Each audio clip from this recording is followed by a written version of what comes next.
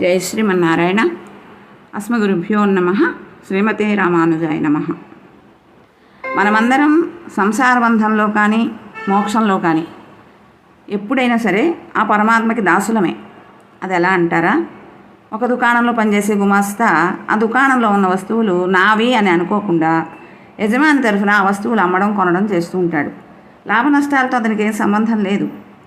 ఎలాగైతే యజమాని అనేక మందిని అనేక ఉద్యోగాలు ఇచ్చి నియమించుకుంటూ ఉంటాడో, అలాగే పరమాత్మ జగత్ అనే దుకాణంలో పనిచేయడానికి ఈ జీవుల్ని నియమించుకుంటాడు.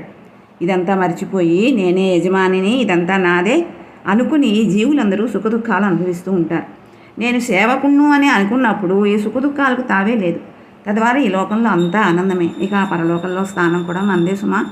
కాబట్టి మనం పరమాత్మకే దాసులము అని, సేవకులము అని గుర్తుంచుకోవడం ఏదైతే ఉన్నదో అది ముఖ్యమైనది. అలా మసులుకుందామా? జై శ్రీమన్నారాయణ.